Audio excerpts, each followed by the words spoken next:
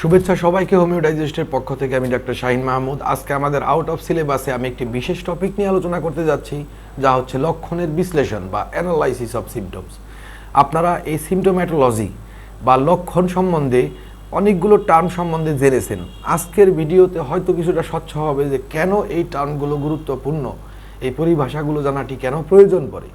মূলত আজকে আমি লক্ষণের বিশ্লেষণ আলোচনাটি আসলে আরও পরে করলেও চলতো, কিন্তু এই গুরুত্বটি বোঝানো, লক্ষ্যটি বোঝানো আমার একটি মূল উদ্দেশ্যের একটি। কাজেই আশা করি এই খুব মনোযোগ দিয়ে আপনারা লক্ষণের বিশ্লেষণ বা অ্যানালাইসিস অফ সিমটমস এই টপিকটি শুনবেন। কারণ হচ্ছে আপনি আপনার কর্মধারায় একটি কেস টেকিং করার পর এই অ্যানালাইসিস অফ সিমটমসের সেতুটিকে পারি না দিয়ে কিছুই করতে পারবেন না। কাজেই এই বিষয়টিকে বলা যেতে পারে আমাদের মৌলিক কর্মপ্রক্রিয়ার একটি অংশ। হোমিওপ্যাথদের মৌলিক কর্মপ্রক্রিয়া, ওষুধ দিতে গেলে যে কাজগুলোর মধ্যে দিয়ে যেতে হয় তার মৌলিক কাজগুলোর একটি গুরুত্বপূর্ণ টপিক। কাজেই সন্দেহ নেই এটি আপনাদের অত্যন্ত প্রভূত উপকার করবে। মূলত আমাদের কাজই হচ্ছে লক্ষণ নিয়ে। লক্ষণ কি? লক্ষণ হচ্ছে রোগী নিজে, তার আশেপাশের মানুষজন বা চিকিৎসক তার স্বাভাবিক স্বাস্থ্য থেকে যে বিচ্যুতিগুলো লক্ষ্য করেন, অর্থাৎ যে অস্বাভাবিকতাগুলো হয় তার স্বাস্থ্য থেকে যে বিচ্যুতি বা অস্বাভাবিকতাগুলোর সৃষ্টি হয়েছে সেগুলো হচ্ছে লক্ষণ।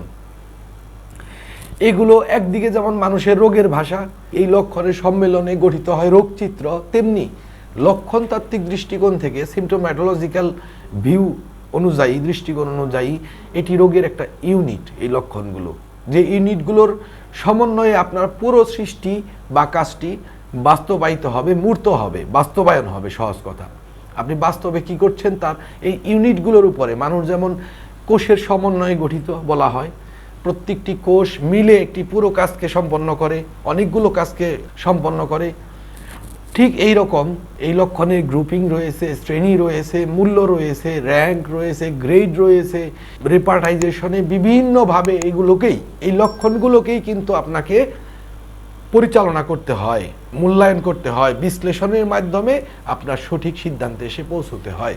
একটি উৎপাদিত দ্রব্যে যেমন কাঁচামালের প্রয়োজন হয়, যে কোনো একটি দ্রব্য আপনি কাপড় তৈরি করতে গেলেও আপনাকে সুতা, তুলা এগুলোর মধ্য দিয়ে যেতে হবে।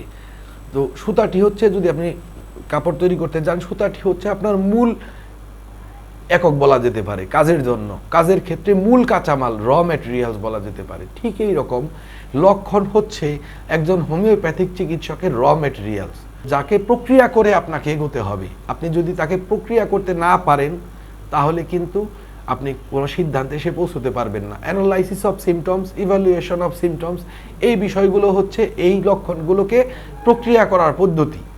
একজন হোমিওপ্যাথের জন্য রোগ এবং রোগীকে বুঝতে পারার ইঙ্গিতগুলো সবসময় এই লক্ষণের মধ্যে বিন্যস্ত থাকে। সাধারণভাবে শরীরে প্রদর্শিত লক্ষণকে শারীরিক লক্ষণ এবং মনে প্রকাশিত লক্ষণকে মানসিক লক্ষণ বলা হয় সাধারণ দৃষ্টিকোণ থেকে।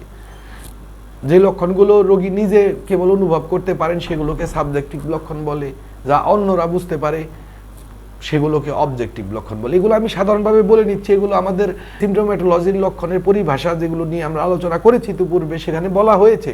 তবে আজকে বিশ্লেষণের আগে এগুলো স্মরণ করিয়ে দেওয়াটা জরুরি, এ কারণেই বলা। সেই সাথে রোগীকে পরীক্ষা করার সময় চিকিৎসক রোগীর বহু কিছু অবজেক্টিভ বৈশিষ্ট্যকে মূল্যায়ন করেন, সেগুলোকে বলে সাইন বা চিহ্ন লক্ষণের পাশাপাশি। কাজে এই লক্ষণ ও চিহ্ন নিয়ে একজন চিকিৎসককে লক্ষণের নেপথ্যে থাকা রোগকে, রোগীর আভ্যন্তরীণ বিশৃঙ্খলাকে অনুধাবন করতে হয়। চিকিৎসককে লক্ষণ প্রকাশের ক্রমটির দিকেও লক্ষ্য রাখতে হয়, যাতে তিনি কোন সময় কোন লক্ষণটি আসছে, তার বিকাশটি কিভাবে হচ্ছে, এগুলোকে লক্ষ্য রাখতে হয়, যাতে রোগ লক্ষণের বিকাশের প্রক্রিয়া বা রোগের অগ্রগতির ধরনকে তিনি বুঝতে পারেন, ব্যাখ্যা করতে পারেন। বিস্তৃত কেস রেকর্ড করার পর লক্ষণগুলোকে তাদের আপেক্ষিক মূল্য অনুযায়ী শ্রেণীবদ্ধ করতে হয়, যাতে একটি স্বতন্ত্র চিত্র দাঁড় করানো সম্ভব হয়। সমস্ত লক্ষণের মূল্য এক নয়। আপনারা আমাদের পূর্বের আলোচনাগুলো থেকে আপনারা দেখতে পেয়েছেন যে সমগ্র লক্ষণের মূল্য এক নয়। কাজেই এখন কোন মূল্যের লক্ষণ কিভাবে ব্যবহৃত হবে, বিশ্লেষিত হবে, এই ব্যাপারগুলোর মাধ্যমেই কিন্তু হোমিওপ্যাথিতে যে চিত্রটি আমরা দাঁড় করাই তা কিন্তু এই বিশ্লেষণের মাধ্যমে। যারা মনে করেন যে সমস্ত রোগীর লক্ষণ নেব, তারপর সমস্ত কিছু গ্রস রিপার্টাইজেশন, মেকানিক্যাল রিপার্টাইজেশন করে ফেলবো, ওষুধ এসে পড়বে, তারা বিরাট বিভ্রান্তিতে আছেন। তাদের সব রোগীতেই ওষুধ আসবে, calcarea carb, arsenic amalgam, sulphur repertory করলে প্রত্যেকবার দেখবেন এই ওষুধগুলোই সবার আগে এসে উপস্থিত হচ্ছে, কারণ এগুলো অনেক বড় পলিক্রেস্ট এবং বেশি প্রুভিং হয়েছে। কাজেই আর্সেনিক অ্যামালগাম, ক্যালকেরিয়া, সালফার এই ওষুধগুলোই দেখবেন সবার আগে রেপার্টরিতে দাঁড়িয়ে থাকবে যদি আপনারা এই কাজটি করেন। ইচ্ছা করলে পরীক্ষা করে দেখতে পারেন, সমস্ত লক্ষণকে যদি আপনি রেপার্টরিতে নিয়ে দাঁড় করানোর চেষ্টা করেন, কোনো মূল্যায়ন না করেন। কিন্তু আমাদের সমস্ত রোগী কি এই তিনটি ওষুধের রোগী? যাই হোক, এই লক্ষণের দলবদ্ধকরণ, সজ্জা বা বিন্যাসকরণ, বিভিন্ন কাজের ও ব্যাখ্যার জন্য গুচ্ছবদ্ধকরণকে বলা হয় লক্ষণের এই মূল্যায়ন। মূল্যায়নকৃত লক্ষণের পর তার যথাযথ ব্যবহারের মাধ্যমে যে স্বতন্ত্র চিত্রটি পাওয়া যায় বা পাওয়া গিয়েছে তার ভিত্তিতে রেপার্টরি করে বা ম্যাট্রিয়া মেডিকাতে সেই ওষুধগুলো পাঠ করে তার তুলনামূলক বিচারের মাধ্যমে সদৃশ্য ওষুধটি নির্ণয় করতে হয়। লক্ষণের এই মূল্যায়ন ও ওষুধ বাছাইয়ের জন্য এই লক্ষণগুলো নিয়ে যে কর্মপ্রক্রিয়া, চিন্তন প্রক্রিয়া বা বিশ্লেষণ প্রক্রিয়ার মধ্যে দিয়ে যেতে হয় তাকে বলা হয় লক্ষণাবলীর বিশ্লেষণ বা অ্যানালাইসিস অফ সিমটমস।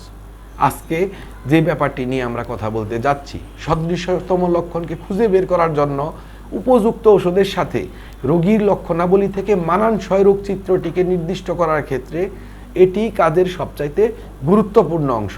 মনে রাখবেন, আপনি একটু আগের কথা থেকেই আমি বললাম, রেপার্টরিতে যদি আপনি অ্যানালাইসিস না করে আপনি সিমটমস দেন, সেক্ষেত্রে সব শুধু একটি ওষুধকেই নির্দেশ করবে। দুই তিনটি ওষুধের মধ্যে থেকে আপনার দুনিয়ার সমগ্র রোগী, যে রোগীকেই চিকিৎসা করতে যাইবেন সেই রোগীরই সেই 2-3টি ওষুধই আসবে শুধুমাত্র।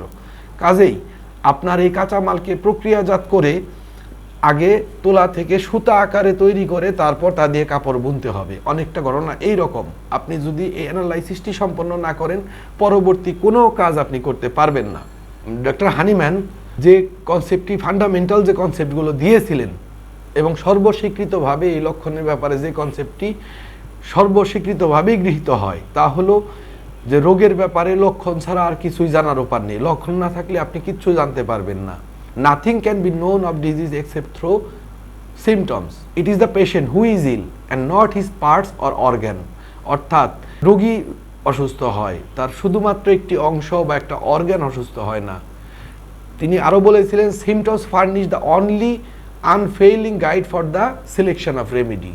অর্থাৎ ওষুধ সিলেকশনের ক্ষেত্রে একমাত্র অব্যর্থ নির্দেশক হচ্ছে লক্ষণ। এটি সেই রাস্তাটি তৈরি করে। তিনি আরেকটি যে নীতি দিয়েছেন তা হচ্ছে, the remedy is hardly ever indicated by a single symptoms however particular it may be. একটি লক্ষণ তা যতই বিশেষত্বপূর্ণ হোক না কেন, তা দিয়ে আসলে খুব কম সময়ই বা কদাচিৎ বা প্রায় যাই না যে একটা ওষুধকে নির্বাচন করতে, একটা ওষুধকে নির্দিষ্ট করতে রোগীর জন্য আরোগ্যকারী ওষুধ। এবং সেই সাথে তিনি যে ব্যাপারটিতে জোর দিতেন তা হচ্ছে, peculiar characteristics individualising symptoms in the case and not common symptoms denote simillimum. একটি কেসে সাধারণ লক্ষণ নয়, পিকুলিয়ার ক্যারেক্টারিস্টিক্স এবং স্বতন্ত্রকারী ইন্ডিভিজুয়ালাইজিং সিমটমস রোগীর ওষুধকে নির্দিষ্ট করে, সিমিলিমামকে বের করতে সহযোগিতা করে। এগুলো হচ্ছে অ্যানালাইসিসের সূত্র বলতে পারেন আপনি, যে আপনি অ্যানালাইসিস করতে গেলে কোন বিষয়গুলো মাথায় রাখবেন। শুধু একটি লক্ষণ নিয়ে করবেন হবে না, কোন লক্ষণগুলো নিয়ে করবেন? পিকুলিয়ার ক্যারেক্টারিস্টিক্স ইন্ডিভিজুয়ালাইজিং সিমটমস নিয়ে করতে হবে। কি করবে এগুলো? এগুলো আপনাকে গাইড করবে কিসে? সিমিলিমামে। এবং এছাড়া কোনোভাবে চিন্তা করবেন? No, not accepted. এবং এগুলোই শুধুমাত্র আপনাকে রাস্তা দেখাতে পারে, এই লক্ষণগুলোই। তো ডক্টর হানিম্যানের এই সর্বজন গৃহীত এই নীতিগুলোর ভিত্তিতে এবার চলুন আমরা লক্ষণের বিশ্লেষণের ব্যাপারে চিন্তা করি। বিভিন্ন উপশিরোনামের অধীনে যৌক্তিকভাবে লক্ষণগুলোকে দলবদ্ধ বা শ্রেণীবদ্ধ করার প্রক্রিয়াটিকে লক্ষণাবলীর বিশ্লেষণ সাধারণভাবে বলা হয়ে থাকে। অ্যানালাইসিস অফ সিমটমস হচ্ছে উপশিরোনাম। উপশিরোনাম বলতে যে আমি এই লক্ষণগুলোকে কি নাম দেব, তার ভিত্তিতে এগুলোকে দলবদ্ধ বা শ্রেণীবদ্ধ করাকে প্রাথমিক কাজ বলা যেতে পারে, যে লক্ষণাবলীর বিশ্লেষণ বলা হয় এই প্রক্রিয়াটিকেই। বা অন্যভাবে বলা যায়, একটি লক্ষণকে তার উপাদান, অংশ বা বৈশিষ্ট্য অনুসারে স্বতন্ত্রভাবে মূল্যায়ন করা, তার ভূমিকাকে নির্দিষ্ট করাকে বলা হয় লক্ষণের বিশ্লেষণ। আমাদের লক্ষণ তত্ত্বের যে ধারাবাহিক আলোচনাটি চলমান রয়েছে এবং যে আলোচনাটিতে বিভিন্ন লক্ষণের বিভিন্ন বৈশিষ্ট্য, প্রকৃতি, অবস্থা, সময়, কর্মপ্রক্রিয়ার ব্যবহারিক মূল্য ইত্যাদি ভিত্তিতে যে চিহ্নিত, পরিচিত বা নামকরণ করা হচ্ছে বা আমি আলোচনা করছি যে বিষয়টি নিয়ে, তা কিন্তু এই লক্ষণাবলীর বিশ্লেষণেরই প্রাথমিক ধাপ। আমি আগেই বলেছিলাম যে এই লক্ষণাবলীর বিশ্লেষণটি এই মাঝখানে কেন আলোচনা করছি তা এটা বোঝানোর জন্য যে সেই আলোচনাগুলোকে আপনারা কিভাবে ব্যবহার করবেন। মূলত এই কাজটি করতে প্রথমে লক্ষণাবলীর মূল্যকে নির্দেশ করে নিতে হয়, কোন লক্ষণের মূল্য কতটুকু। এবং আপনারা দেখতে পেয়েছেন যে আমি সেই আলোচনাগুলোতে সিমটোম্যাটোলজির যে টার্মসগুলো, যে পরিভাষাগুলো আলোচনা করেছি, যে বিভিন্ন রকমের লক্ষণের নাম বলছি, সেগুলোতে কিন্তু এই কাজটিই করছি যে কোন লক্ষণ কিভাবে ব্যবহৃত হতে পারে, তার মূল্যটি কোথায়, কিভাবে, কতটুকু, সেই বিষয়গুলো তুলে ধরছি আপনাদের সামনে। যে কোনো একটি দ্রব্য তৈরি করতে গেলে বহু সংখ্যক দ্রব্যকে সঠিকভাবে বিশ্লেষণ করে তার উপযোগিতা, ভূমিকা ইত্যাদি বিষয়গুলো নির্ধারণ করে যেমন নিতে হয়, তেমনি ওষুধ নির্বাচনের সাথে সংশ্লিষ্ট কাজ রেপার্টরি, ম্যাট্রিয়া মেডিকাতে সদৃশ ওষুধের সন্ধান, কেসের প্রগনোসিস, অ্যানামনেসিস, কেসটির সম্ভাব্য ওষুধের তুলনামূলক বিচার ইত্যাদি কাজের জন্যও এই লক্ষণগুলোকে কিন্তু আপনার বিশ্লেষণ করতেই হবে। একবার কেস টেকিং সম্পন্ন হয়ে গেলে রোগীর অভিব্যক্তি অনুযায়ী লক্ষণগুলো খাতায় লিপিবদ্ধ থাকে। রোগী কিভাবে বলেছে, তার এক্সপ্রেশন কি, তার কতটুকু জোর দিয়েছে, ইন্টেন্সিটি কি, ক্ল্যারিটি কতটুকু, এই বিষয়গুলো দিয়ে কিন্তু আপনি খাতায় লিপিবদ্ধ করেছেন। এরপর যার বিশ্লেষণ পদ্ধতি আপনি অনুসরণ করতে চাইবেন, এইভাবে এই কেসটি বিশ্লেষণ করব, এইটা বলে ঠিক করবেন এই অভিব্যক্তি অনুযায়ী রোগীরা যে লক্ষণগুলো দিয়েছে। এবার আপনি তাকে কোন পদ্ধতিতে প্রক্রিয়াজাত করলে আপনার জন্য সুবিধাজনক হবে। মনে রাখবেন, প্রত্যেকটি কেস একই অ্যাপ্রোচ দিয়ে আরোগ্য করা যায় না, সবচেয়ে উপযুক্ত নয়।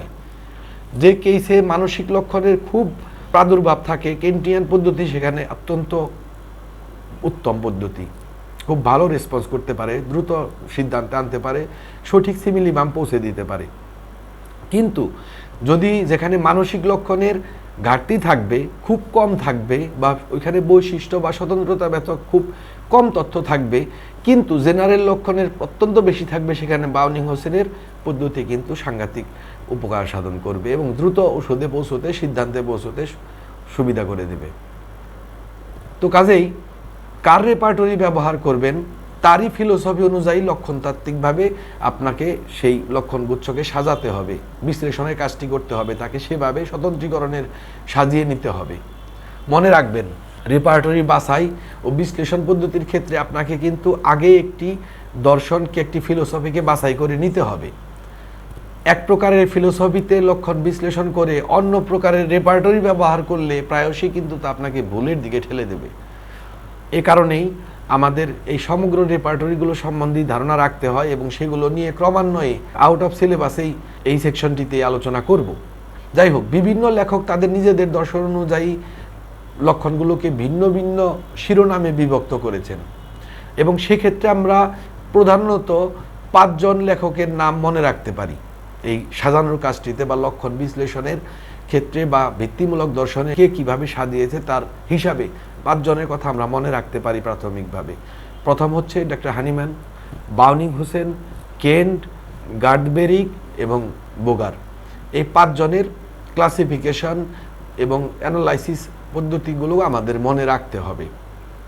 তো সর্বপ্রথম আলোচনার ধারাবাহিকতায় আমি হানিম্যানের ক্লাসিফিকেশনটি আগে বলছি। যে হানিম্যান কিন্তু দুইভাবে ক্লাসিফিকেশন, 2টি গ্রুপে বিভক্ত করেছেন লক্ষণগুলোকে। একটি হচ্ছে কমন লক্ষণ, একটি হচ্ছে আনকমন লক্ষণ। এগুলোর ব্যাপারে আপনার আলোচনা আমার আগের ভিডিওগুলোতে দেখেছেন। তারপরেও খুব সংক্ষেপে বলতে গেলে কমন লক্ষণ হচ্ছে সব রোগেই দেখতে পাওয়া যায়, বা যে কোনো ওষুধের প্রুভিং করতে গেলে পরে খুব সাধারণভাবে যে লক্ষণগুলো সব ওষুধেই থাকতে পারে এবং যার বিশেষ কোনো বৈশিষ্ট্য থাকে না, যেমন মাথা ব্যথা, স্বাভাবিকভাবে গ্রসলি একটু দুর্বল লাগা, খিদা কম লাগা, এই যে বৈশিষ্ট্যগুলো, এগুলোর নির্দিষ্ট কোনো স্বতন্ত্র বৈশিষ্ট্য বহন করে না। যে ওষুধই প্রুভিং করা হবে দেখা যাবে কম বেশি এই লক্ষণগুলো আসছে। তো কাজেই এগুলো হচ্ছে কমন লক্ষণ। এগুলো হোমিওপ্যাথিক দৃষ্টিকোণ থেকে এগুলো খুব একটা গুরুত্বপূর্ণ লক্ষণ নয়, এগুলোর মাধ্যমে সিমিলিমামে পৌঁছানো যায় না। ডক্টর হানিম্যান এই কমন লক্ষণগুলোকে এভাবেই উল্লেখ করেছেন যে ক্যারেক্টারিস্টিক সিমটমস হিসেবে যেহেতু এগুলো থাকে না, এগুলোতে কাজেই এই ওষুধ বাছাইয়ের ক্ষেত্রে এগুলো খুব বেশি সহযোগিতা আপনাকে করবে না। আনকমন লক্ষণ সেই লক্ষণগুলো যেগুলোতে ক্যারেক্টারিস্টিক্স বৈশিষ্ট্য থাকে, ব্যক্তির ইন্ডিভিজুয়ালাইজিং বৈশিষ্ট্য থাকে, স্বতন্ত্র বৈশিষ্ট্য থাকে, প্রুভিং করতে গেলে ওষুধের স্বতন্ত্র বৈশিষ্ট্যকে প্রকাশ করে। 153 নম্বর অ্যাফোরিজমে ডক্টর হানিম্যান এই সম্বন্ধে বলেছেন এবং এটিকে অত্যন্ত গুরুত্ব প্রদান করেছেন যে এগুলোই আপনাকে ওষুধ বাছাই করতে সহযোগিতা করবে। যদিও ডায়াগনোসিস, রোগের ডায়াগনোসিস যে এটি হয়তো তেমন কোনো হিত সাধন নাও করতে পারে। তো যাই হোক, মুদ্রা কথাটি হচ্ছে হানিম্যান এই দুইটি গ্রুপে ভাগ করেছেন এবং বলেছেন যে এই আনকমন, পিকুলিয়ার, ক্যারেক্টারিস্টিক্স, ইন্ডিভিজুয়ালাইজিং, রেয়ার, এই অনন্য এই লক্ষণগুলোই আপনাকে ওষুধ বাছাইতে সহযোগিতা করবে এবং ডক্টর হানিম্যান এগুলোর অনুসন্ধানী করতে বলেছেন দুইটি ভাগ করে। মূলত লক্ষণ তত্ত্বের আলোচনা পরিধি কিন্তু অনেক ব্যাপক। লক্ষণের বিশ্লেষণ, মূল্যায়ন, রুব্রিক মূল্যায়ন, রেপার্টরি নিয়ে গবেষণা ইত্যাদি বহু প্রকার বিষয়ের সাথে এটা সম্পৃক্ত। আমি আগেই বলেছি যে লক্ষণ তত্ত্বের কাঁচামাল হচ্ছে লক্ষণগুলো, তাদের সজ্জা এবং বিন্যাস হচ্ছে তাদের শিরোনামগুলো, কিভাবে আমি সাজালাম কোন বিন্যাসের ভিত্তিতে। তো এগুলো হচ্ছে এই শিরোনামগুলো, এই কমন আনকমন, এই শিরোনামের অধীনে কিন্তু লক্ষণগুলোকে আপনি বিভাজিত করছেন, ভাগ করছেন। কাজেই আমাদের লক্ষণ তত্ত্বের ধারাবাহিক যে আলোচনাটি হচ্ছে তা আসলে এই গভীর বিষয়সমূহের প্রাথমিক পাঠ বা শিরোনামগুলো সম্বন্ধে আপনাকে অবগত করা। তারপরে আরও এগিয়ে যাওয়া বিষয়গুলো বুঝতে, অ্যাডভান্স বিষয়গুলো বুঝতে আমি শিক্ষার্থীদেরকে অনুরোধ করছি আপনারা কিন্তু এই পরিভাষাগত আলোচনাগুলোকে নিয়মিত দেখে সেগুলো আয়ত্ত করে রাখবেন। আপনারা বুঝতে পারছেন আমি শুধুমাত্র হানিম্যানের দুইটি ভাগ বলেছি, সেখানে যারা কমন এবং আনকমন সিমটম সম্বন্ধে খুব ভালো মতো বুঝতে পারেননি বা জানেন না, তারা কিন্তু হানিম্যানের ডিভিশনটা ধারণায় আনতে পারবেন না ঠিক মতো, বুঝতে পারবেন না ঠিক মতো। তো কাজেই আগের ভিডিওগুলো দেখে আপনারা অবশ্যই আয়ত্ত করে রাখুন যে এই পরিভাষাগুলো দিয়ে কি বোঝানো হয়, তার কি কি বৈশিষ্ট্যকে প্রকাশ করা হচ্ছে। কমন এবং আনকমন সিমটম সম্বন্ধে আমি আলাদা একটা ভিডিও করেছি, কাজেই আপনারা বুঝতেই পারছেন যে আলোচনা শুধুমাত্র এত সংক্ষিপ্ত পরিসরের মধ্যেই সীমাবদ্ধ নয়। যাই হোক, এমনভাবে মনে রাখুন যে যেন সেই শিরোনামগুলো শুনলেই তার বৈশিষ্ট্য, তাৎপর্য, গুরুত্ব, অবস্থান এই বিষয়গুলো আপনাদের সামনে সুস্পষ্ট হয়ে যায় এবং আরও সুগভীর বিষয়গুলো তাহলে পরবর্তীতে বুঝতে পারবেন। যাই হোক, এরপর আমরা হানিম্যানের পরে আসি আমাদের দ্বিতীয় যার কথা বলেছিলাম, আমাদের অগ্রদূতদের মধ্যে একজন বাউনিং হোসেন। তার অ্যানালাইসিসে তিনি কি বলেছেন? বাউনিং হোসেন প্রথম যে ভাগটি করেছেন তা হচ্ছে কমপ্লিট সিমটমস, ইনকমপ্লিট সিমটমস, এবং এই কমপ্লিট সিমটমসের জন্য বাউনিং হোসেন 4টি উপাদানকে যুক্ত করেছেন একটি লক্ষণের পূর্ণাঙ্গ হওয়ার জন্য। মূল এই 4টি, তা হচ্ছে লোকেশন, অর্থাৎ যে স্থানটিতে লক্ষণটি দেখা দিচ্ছে, সেন্সেশন, যে ধরনের অনুভূতি বা বৈশিষ্ট্য, অনুভূতিমূলক বৈশিষ্ট্য তা প্রকাশ করছে, মোডালিটিস মানে হ্রাসবৃদ্ধি, কিসে বাড়ে কিসে কমে এবং তার কারণটি কী, এবং কনকমিটেন্টস অর্থাৎ কোনো প্যাথোলজিক্যাল রিলেশন না থাকা সত্ত্বেও মূল লক্ষণের সাথে অন্য কোনো লক্ষণের আনুষাঙ্গিকভাবে দেখা দেয় কিনা। তো এই হচ্ছে লক্ষণের উপাদান হিসাবে তিনি বর্ণনা করেছেন এবং তার পদ্ধতিতে 7টি দিক আছে যেগুলোর মাধ্যমে মূলত এই লক্ষণের গঠনটিকে সম্পন্ন করতে হয়। 7টি অঙ্গন, 7টি ফ্যাসেট। তা হচ্ছে, প্রথমটি হচ্ছে কুইজ, অর্থাৎ পার্সোনালিটি অব দ্য ইন্ডিভিজুয়াল, ব্যক্তির বয়স, সেক্স, শরীরের কনস্টিটিউশন, টেম্পারমেন্ট, এই সব কিছু বিবেচনা করে রোগীর যে ব্যক্তিত্বটি গঠিত হবে তা হচ্ছে একটি কেসের একটি দিক। আপনার বিবেচনা, লক্ষণকে বিবেচনা করতে গেলে এই লক্ষণগুলোকে আপনাকে বিবেচনা করতে হবে। পুরো কেসটিকে যদি আপনি বিশ্লেষণ করতে চান আপনার এই 7টি দিককে মাথায় রাখতে হবে ডক্টর বাউনিং হোসেনের অ্যানালাইসিস মোতাবেক। তারপর হচ্ছে কুইড, অর্থাৎ নেচার অ্যান্ড পিকুলারিটি অফ ডিজিজ, রোগের যে অনন্যতা, স্বতন্ত্রতা, অর্থাৎ সার্বিক চিত্রের যে অনন্য স্বতন্ত্রতা থাকবে, যে প্রকৃতি থাকবে, সেগুলোকে তিনি কুইড বলে অভিহিত করেছেন। ইউবি, অর্থাৎ সিট অফ দ্য ডিজিজ, রোগটি কোন জায়গায় দেখা দিয়েছে, অর্থাৎ লোকেশন, আমরা এর আগে যেটা বলে এসেছি। কুইভিস এক্সিলাস, অ্যাসোসিয়েটেড সিমটমস, কনকমিটেন্ট হিসাবে যেটাকে আমরা একটু আগে উল্লেখ করে এসেছি। কার, the cause of the disease, কারণ হিসেবে যেগুলোকে আমরা উল্লেখ করে এসেছি মোডালিটিসের মধ্যে। কোমোডো, অর্থাৎ মডিফাইং ফ্যাক্টর, হ্রাসবৃদ্ধি হিসেবে আমরা যেটিকে উল্লেখ করে এসেছি মোডালিটিস হিসেবে। এবং কোয়ান্ডো, এটা হচ্ছে দ্য টাইম অফ অ্যাপিয়ারেন্স বা অ্যাগ্রাভেশন বা রিলিফ, এটিও হচ্ছে লক্ষণের হ্রাসবৃদ্ধিরই অংশ। এবং এই সবগুলোকে মিলিয়ে মূলত 4টি মূল উপাদান তৈরি করা হয়েছে। এই হচ্ছে বাউনিং হোসেনের মানে অ্যানালাইসিস পদ্ধতি।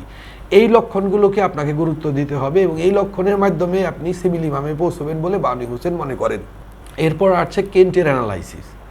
কেন্টের অ্যানালাইসিসের মধ্যে ডক্টর জেমস টাইলার কেন্ট সর্বপ্রথম অ্যানালাইসিসের মূল্যায়নের এবং গ্রেডিং সিস্টেমের লক্ষণের গ্রেডিং, ইভ্যালুয়েশন এবং অ্যানালাইসিসের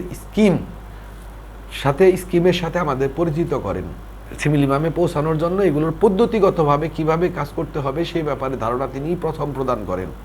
ডক্টর কেন্ট 3টি ভাগ করেছেন এই বিন্যাসকরণে, তার অ্যানালাইসিস লক্ষণের অ্যানালাইসিসের জন্য যে 3টি ভাগ করেছেন তা হচ্ছে জেনারেল, কমন এবং পার্টিকুলার। সবচাইতে গুরুত্ব দিয়েছেন তিনি জেনারেলে, তারপর কমন সিমটমসে, তারপর পার্টিকুলারে, এবং তারপর তিনি তার ডিভিশন করেছেন 2টি ভাগে, একটি হচ্ছে মেন্টাল, একটা হচ্ছে ফিজিক্যাল, অর্থাৎ physical general, physical mental general, physical common, mental common, physical particular, mental particular, এভাবে তিনি ডিভিশন করেছেন। ডক্টর কেন্ট একটি হায়ারার্কি গঠন করেছেন যেখানে তিনি গুরুত্বের অগ্রাধিকারের ভিত্তিতে সজ্জিতকরণ করেছেন এই লক্ষণগুলোকে। এই যে মেন্টাল জেনারেল, কমন, পার্টিকুলার, এগুলোর যে ডিভিশন মেন্টাল এবং ফিজিক্যাল, এগুলোকে হায়ারার্কি অনুযায়ী সাজিয়েছেন, গুরুত্বের অগ্রাধিকার অনুযায়ী সাজিয়েছেন, প্রায়োরিটি অনুযায়ী সাজিয়েছেন। সেখানে তিনি মানসিক লক্ষণকে সবচাইতে বেশি গুরুত্ব দিয়েছেন এবং সেই হিসাবে মেন্টাল জেনারেল হচ্ছে সবচাইতে বেশি গুরুত্বপূর্ণ। তিনি বলেছেন যে এটা মানুষের রোগীর ইনারমোস্টকে রিফ্লেক্ট করে, ভিতরের অন্তর্নিহিত সত্যিকারের মানুষটিকে রিফ্লেক্ট করে। এবং এই ফিজিক্যাল জেনারেলের মধ্যে যেখানে মোডালিটিস আছে, যেখানে ক্যারেক্টারিস্টিক্স পার্টিকুলার্স অর্থাৎ বৈশিষ্ট্য সম্বলিত, স্বতন্ত্র বৈশিষ্ট্য সম্বলিত অঙ্গ নির্দিষ্ট লক্ষণগুলো বা স্থানীয় লক্ষণগুলোর আছে, সেগুলোকে তিনি ডিফারেন্সিয়েট করেছেন। কেন্টের দেওয়া স্কিম, এই মূল্যায়নের বা এই বিশ্লেষণের স্কিম মোতাবেক প্রথম গুরুত্ব হচ্ছে জেনারেল সিমটমস, যেখানে মেন্টাল জেনারেলের গুরুত্ব সবচেয়ে বেশি, আমি আগেই বলে এসেছি। তো এখানে ডক্টর কেন্টের হিসাব মোতাবেক প্রথম শ্রেণীর মানসিক এই লক্ষণগুলো হচ্ছে মানুষের উইল সম্পর্কিত, ইচ্ছা শক্তি সম্পর্কিত, যেগুলো ভালোবাসা, লাভ, ঘৃণা, ইমোশন, সুইসাইডাল ইমোশন হোক বা জীবনের প্রতি বিতৃষ্ণাই হোক, এই ইমোশনগুলো বা সেক্সের প্রতি আগ্রহ বা সেক্সের প্রতি বিতৃষ্ণা কিংবা সেক্সের ইচ্ছার ক্ষেত্রে বিকৃতি, ভয় বা আত্মহত্যা প্রবণতা কিংবা সন্দেহ প্রবণতা, এই সমস্ত বিষয়গুলোকে তিনি ফার্স্ট গ্রেড মেন্টাল জেনারেল বলতেন। তিনি সেভাবে সজ্জিতকরণ করেছেন। সেকেন্ড গ্রেড মেন্টাল জেনারেল হিসাবে তিনি মানুষের আন্ডারস্ট্যান্ডিং বা বোধশক্তি এটাকে উল্লেখ করেছেন। সেখানে ডিলিরিয়াম, বিভিন্ন প্রলাপ, হ্যালুসিনেশন, দৃষ্টিভ্রম, মানসিক কনফিউশন, চিন্তার বিশৃঙ্খলা, যেমন সময়ের ধারণা সম্বন্ধে ধরনের বিভ্রান্তি সৃষ্টি হলো, এই বিষয়গুলোকে তিনি সেকেন্ড গ্রেড মেন্টাল সিমটমস বলেছেন। এবং থার্ড গ্রেড মেন্টাল সিমটমস হচ্ছে যেগুলো শুধুমাত্র বুদ্ধিবৃত্তির সাথে সম্পর্কিত, যেমন মেমোরি, স্মরণশক্তি, মনোযোগ দেওয়ার ক্ষমতা, এই বিষয়গুলো। এরপর ডক্টর কেন্টের হিসাব মোতাবেক ফিজিক্যাল জেনারেল হচ্ছে জেনারেলের দিক দিয়ে দ্বিতীয় গুরুত্বপূর্ণ। সেখানেও তিনি 3টি ভাগ করেছেন। প্রথম ভাগে হচ্ছে ফার্স্ট গ্রেড ফিজিক্যাল জেনারেল বলা যায়, যেগুলো সেক্সের সাথে সম্পর্কিত, সেক্সুয়াল স্ফেয়ার, সেক্সের পর্যায়ের সাথে সম্পর্কিত, যেমন মিনস্ট্রুয়েশনের ব্যাপারটি। সেকেন্ড গ্রেড ফিজিক্যাল সিমটমস হিসাবে তিনি উল্লেখ করেছেন ক্ষুধা, পছন্দ অপছন্দ বা ডিজায়ার বা অ্যাভারশন বা অ্যাপেটাইটের ধরনগুলো। তৃতীয় থার্ড গ্রেড ফিজিক্যাল জেনারেল হিসেবে ডক্টর কেন্ট উল্লেখ করেছেন যেগুলো রোগীর শারীরিক বৈশিষ্ট্য, শারীরিক এই পরিবেশ, পারিপার্শ্বিকতা, এগুলোর সাথে শারীরিক বৈশিষ্ট্যের মিথস্ক্রিয়াকে ব্যক্ত করে, যেমন আবহাওয়া, তাপমাত্রা, গোসল, জলবায়ু ইত্যাদিতে, আর্দ্রতা, বাতাসের আর্দ্রতা, এগুলোতে শরীর কিভাবে রেসপন্স করছে, বা অনেকটা বলা যেতে পারে মোডালিটিসও এর অন্তর্ভুক্ত। এগুলোকে ডক্টর হানিম্যান ফিজিক্যাল জেনারেল, গুরুত্বপূর্ণ অবশ্যই, তবে থার্ড গ্রেড ফিজিক্যাল জেনারেল বলে উল্লেখ করছেন। এরপর আসে ডক্টর কেন্টের কমন সিমটমস। এটা আমি আগেই বলেছি, ডক্টর কেন্টের কমন সিমটমস ডক্টর হানিম্যানের কমন সিমটমসের ধারণাতে তেমন কোনো ডিফারেন্স নেই। এগুলো আসলে সব রোগীতেই দেখা যাচ্ছে, ওষুধের প্রুভিংয়েও সব ওষুধের প্রুভিংয়ের মধ্যেই দেখতে পাওয়া যাচ্ছে।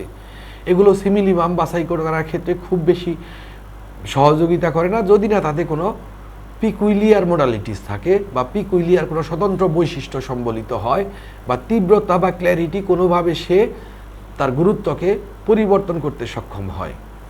তো এই পার্টিকুলার লক্ষণের মধ্যে ডাক্তার হানিম্যান সর্বপ্রথম যে লক্ষণগুলোকে বিন্যস্ত করছেন তা হচ্ছে যে কোনো একটা অঙ্গ, শরীরে কোনো একটা অংশ বা ক্রিয়ার ব্যাপারে সংশ্লিষ্ট যে লক্ষণগুলো উদ্ভূত হয়েছে, এই লক্ষণগুলো রোগীকে কষ্ট দিতে পারে এবং হয়তো এই লক্ষণগুলোর জন্যই রোগী চিকিৎসকের নিকট এসেছেন, কিন্তু সবসময়ই যে শুধু সেই লক্ষণের উপরে নির্ভর করে ওষুধ প্রেসক্রিপশন করা যাবে তা কিন্তু করা যায় না। বিশেষ করে ক্রনিক রোগের ক্ষেত্রে, অ্যাকিউটের ক্ষেত্রে করা যায় এবং বেশিরভাগ ক্ষেত্রে সেই ভিত্তিগুলোর উপরে, সেই লক্ষণগুলোর ভিত্তিতেই প্রেসক্রিপশন করতে হয়। কোনো সময় রোগীকে উপশম দিতে চাইলেও সেই লক্ষণগুলোর ভিত্তিতে প্রেসক্রিপশন করলে রোগী উপশম পায়, কিন্তু রোগীকে যদি আরোগ্য করতে হয় তাহলে কিন্তু এই পার্টিকুলার সিমটমসের গুরুত্ব বা অঙ্গ নির্দিষ্ট সিমটমসের গুরুত্ব সবচাইতে কম। যদিও স্ট্রং, খুব শক্তিশালী পার্টিকুলার লক্ষণ কিছু দ্রুত প্রেসক্রিপশন করতে বা অল্প কিছু ওষুধের মধ্য থেকে ওষুধ বাছাই করতে সহযোগিতা করতে পারে, বিশেষ করে যদি এটাও গুরুত্বপূর্ণ হতে পারে যদি সেই লক্ষণটি হয় পিকুইলিয়ার, আনকমন বা অত্যন্ত গুরুত্ববহ। এটাকে টপ গ্রেড বলে ডক্টর কেন টপ গ্রেড বলে উল্লেখ করেছেন, টপ গ্রেড পার্টিকুলার, কারণ এটা বিশেষ স্বতন্ত্র মণ্ডিত হয়েছে। যারা আমার এর আগে পার্টিকুলার লক্ষণ সম্বন্ধে আলোচনাটি শুনেছেন তাদেরকে কিন্তু আমি বলেছি যে পার্টিকুলার লক্ষণও কখনো কখনো অত্যন্ত গুরুত্বপূর্ণ হয়ে দাঁড়াতে পারে। একটি দুর্বল, যার ক্ল্যারিটি ইন্টেন্সিটি অত্যন্ত কম, এরকম একটি ফিজিক্যাল জেনারেলের চাইতেও এই ধরনের বৈশিষ্ট্য সম্বলিত একটি পার্টিকুলার সিমটমস কিন্তু গুরুত্বপূর্ণ হয়ে দাঁড়াতে পারে, গুরুত্ব বেশি পেতে পারে। তো কাজেই কেন্টের ডিভিশন মোতাবেক ফার্স্ট গ্রেড পার্টিকুলার হচ্ছে সেই পার্টিকুলারগুলো যেগুলো আনকমন বা পিকুইলিয়ার লক্ষণ সমৃদ্ধ। যেমন ইনফ্ল্যামেশন, কোনো ব্যথা নেই কিন্তু ইনফ্ল্যামেশন একটি বিশেষ বৈশিষ্ট্যকে ইঙ্গিত করে। বলতে গেলে তা প্রায় পার্টিকুলার অবস্থায় থাকেও না, এক ধরনের জেনারেল হিসাবেই দৃষ্টিগোচর হয়। কারো দুধ খেলে পেট খারাপ হয়, এটা অবশ্যই পার্টিকুলার, কিন্তু এক হিসেবে এটা পার্টিকুলার থাকেও না, কারণ পুরো মানুষটার সাথে দুধের সম্পর্ককে এই লক্ষণটি ব্যক্ত করে। আমার একটা কেসে আমি এটা ব্যবহার করেছিলাম বলে ভিডিওতে দিয়েছিলাম, আমার মজদুর মনে আছে। যাই হোক, সেকেন্ড গ্রেড পার্টিকুলার হচ্ছে সেগুলো হচ্ছে মডালিটিস, অঙ্গ নির্দিষ্ট মডালিটিস, কিন্তু খুব সুস্পষ্ট। এগুলোও অনেক সময় গুরুত্বপূর্ণ হয়ে দাঁড়াতে পারে, বিশেষ করে লক্ষণ চিত্র তৈরি করতে। ধরা যাক ফসফরাসের কথা, ফসফরাস আমরা জানি যে ঠান্ডা জিনিস খেতে চায়, মাথায়ও ঠান্ডা পানি ব্যবহার করে, কিন্তু শরীরে তার উষ্ণতার প্রয়োজন, সারা শরীরে তার উষ্ণতা চায়। এটা হচ্ছে তার জেনারেল লক্ষণ, ফিজিক্যাল জেনারেল। কিন্তু মাথায় বা পেটে পানি চাচ্ছে, এটা হিসাব মোতাবেক পার্টিকুলার লক্ষণ। কিন্তু এই বৈশিষ্ট্য বা এই কন্ট্রাডিকশনটি ফসফরাসের রোগীর চিত্র তৈরি করতে আমাদের বিশেষভাবে সহযোগিতা করে। কাজেই এই মার্কড মডালিটিস, উল্লেখযোগ্য মডালিটিস কিন্তু ডাক্তার কেন গুরুত্ব দিয়েছেন সেকেন্ড গ্রেড পার্টিকুলার সিমটমস হিসাবে। এবং থার্ড গ্রেড পার্টিকুলার হচ্ছে কমন পার্টিকুলার। এগুলো শুধুমাত্র ডায়াগনস্টিক ভ্যালুই আছে, অর্থাৎ যে মাথা ব্যথা হয়েছে, ক্ষুধা লাগে না, কিংবা শরীর দুর্বল, এগুলো হয়তো ডায়াগনোসিসে সহযোগিতা করতে পারে, কিন্তু ওষুধ গ্রেডিং সিস্টেমের সর্বস্তরে সবচাইতে নিচে নিম্ন স্তরে আছে এই লক্ষণগুলো। আমাদের এগুলো ওষুধ বাছাই করতে বা সিমিলিমাম বাছাই করতে খুব বেশি সহযোগিতা করে না। এই গেল কেন্টের ডিভিশন। এরপর আমরা গার্থবরিকের অ্যানালাইসিসের সিস্টেমটাকে চিন্তা করতে পারি। তিনি মাত্র দুইটি ক্লাসে বিভক্ত করেছেন, তা হচ্ছে বেসিক বা অ্যাবসোলিউট সিমটমস, আরেকটা হচ্ছে ডিটারমিনেটিভ সিমটমস।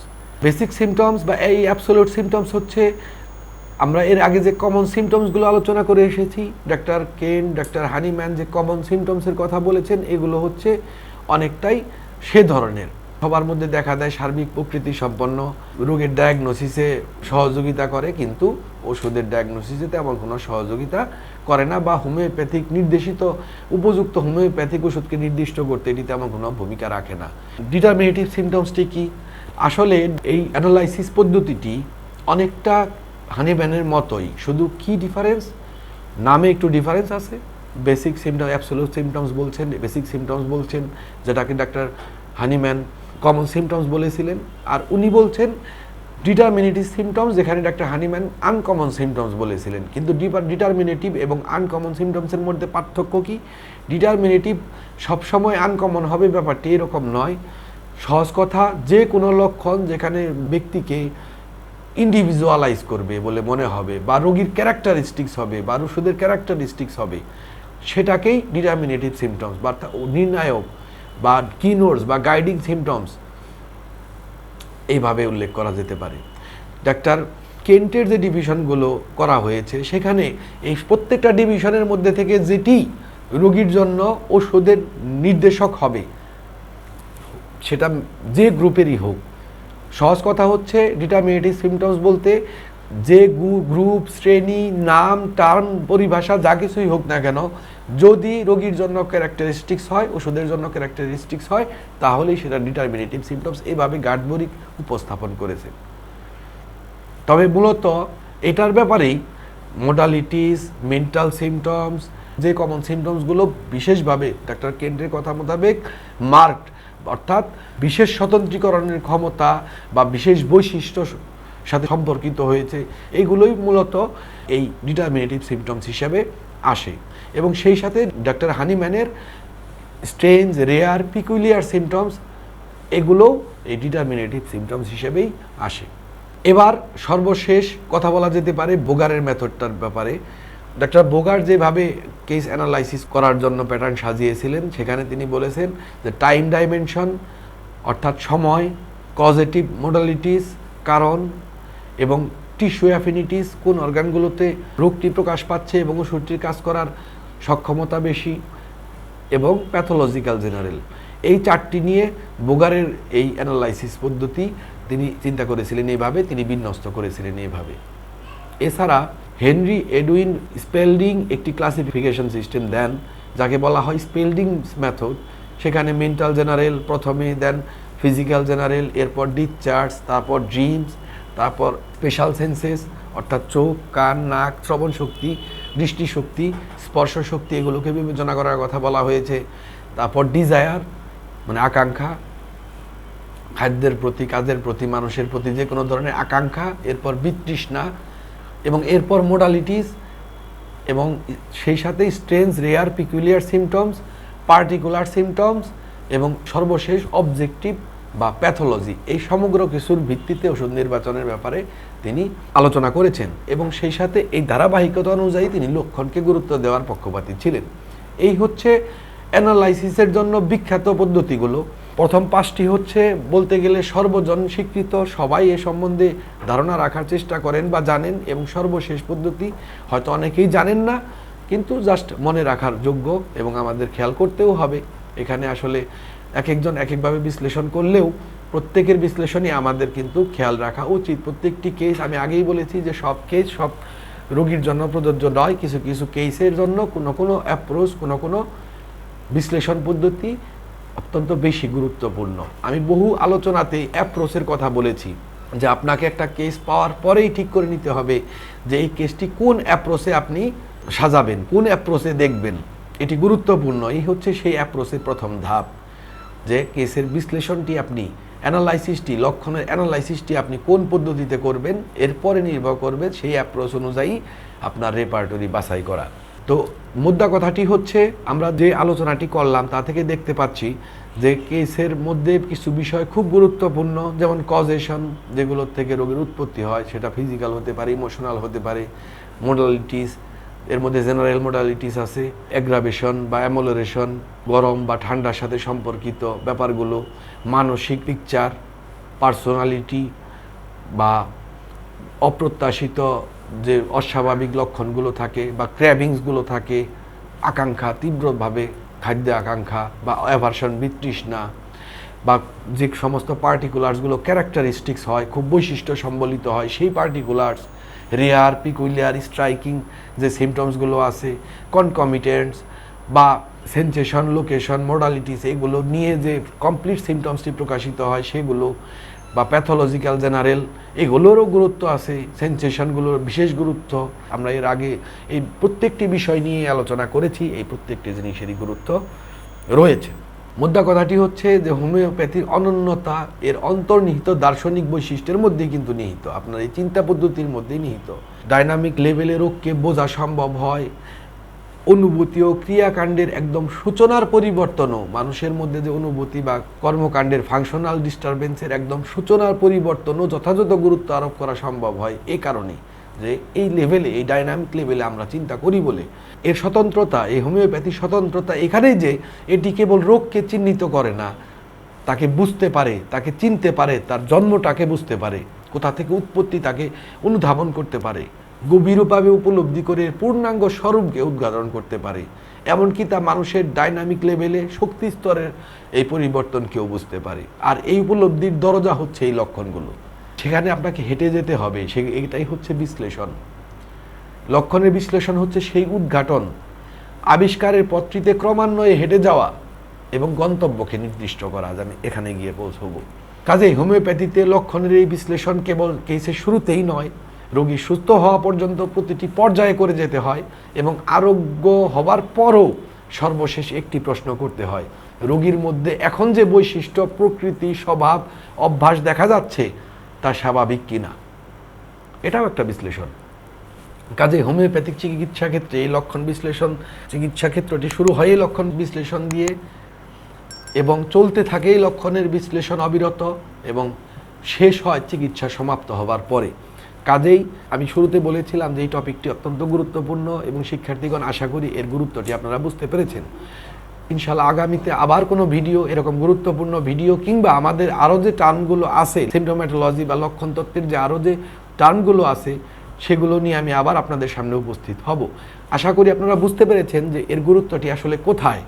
সেই টার্মগুলো যে শুধু টার্ম নয়, সেগুলো যে এক একটা ইউনিট এবং এগুলো যে কাঁচামাল, এগুলো নিয়েই যে আপনাকে গভীরভাবে বিশ্লেষণ করে পরবর্তী কার্যক্রমগুলোকে চালিয়ে যেতে হবে, আশা করি সে ব্যাপারে আপনাদের নিকট সুস্পষ্টতায় এসেছে। তারপরেও যদি বুঝতে কোনো অসুবিধা থাকে আমাদের কমেন্ট সেকশনে ইনশাল্লাহ এই নিয়ে আমরা কথা বলবো। আমার আগামী ভিডিওতে আমার সাথে আপনাদেরকে প্রত্যাশা করছি, আপনাদের মতামত এগুলোও প্রত্যাশা করছি এবং ভবিষ্যতে আবার দেখা হবে। ততদিন পর্যন্ত আপনারা সবাই সুস্থ থাকুন, ভালো থাকুন। আগামী ভিডিওতে সবার আমন্ত্রণ রেখে আমি আজকের মতো আপনাদের কাছ থেকে বিদায় নিচ্ছি। সবাইকে ধন্যবাদ তখন আমাদের সাথে থাকার জন্য।